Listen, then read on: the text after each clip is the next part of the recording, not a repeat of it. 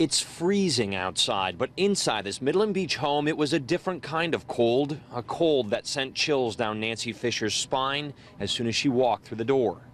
I just walked in the kitchen, I saw everything was devastated, and I just broke down. 14 months ago, it was Sandy that destroyed Nancy and Ruben's home. Today, it was vandals. This is where we're from, you know. We've been here 35, 40 years. The vandals ransacked the living room, shattered glass, smashed holes in the new sheetrock, broke Nancy's new refrigerator, left beer cans, urinated on the floor, and even destroyed the lone ornament on the family's Charlie Brown Christmas tree. This, for me, represented a new beginning. Just shocked to see that, that anyone would do something so horrible and vile as this. Ross Decker is with Yellow Boots, a not-for-profit group in Staten Island. They saw the story and committed to bring in an army of volunteers tomorrow to help this family not only get back on track, but move in ahead of schedule. Ruben did a great job putting together patches for a lot of the holes, but there's still a little bit of work that needs to be done, and that poor guy needs a break. He's been up all night repairing his house. For Nancy, the heartbreaking destruction by a few has been outshadowed by the hugs, smiles, laughter, and kindness of so many. 2 nights ago, there was a news report showing about how a home that was just about to be moved in a week was vandalized, and right away we got the calls. We all saw the article, so we came here as soon as we could to do an assessment. Once we did the assessment, we diverted volunteers from New York Cares that was set on one project to get here and get these people back on schedule. If not, get them in before schedule with the Riverview plan to turn a negative into a major positive. You start there, you spread it around. You want to cover the seams first.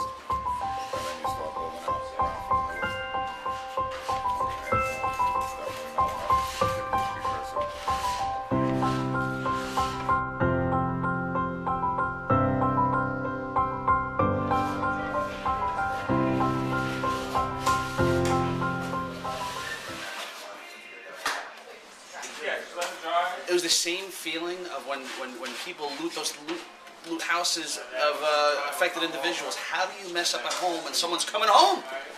You know what I mean? It makes no sense to me. That I have no respect for. And God forbid I come across the kids.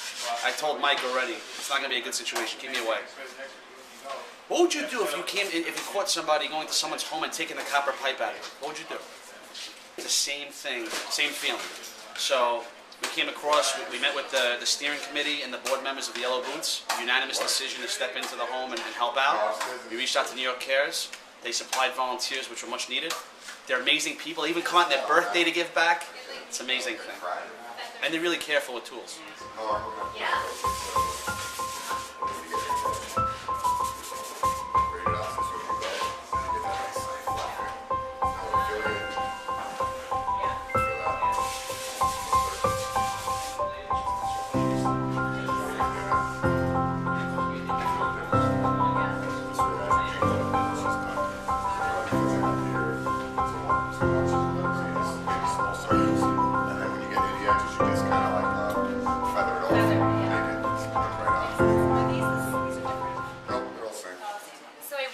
Consulting firm that does international development work, and so we do a lot of consulting with foundations and multilaterals on global health issues, gender, access to finance, education, energy and the environment, those kinds of issues. I think of it as working on 2 different levels. So the work that I normally do is it is social impact work, but it's fairly high level. So it's high level strategy. It's working on kind of like bigger projects and more from a distance.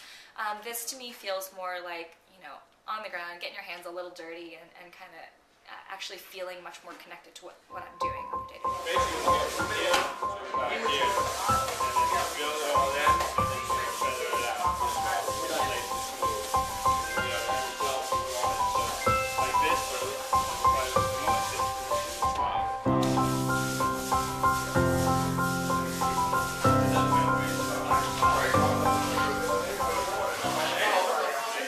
First off, you didn't try to get me back. You guys did get us back.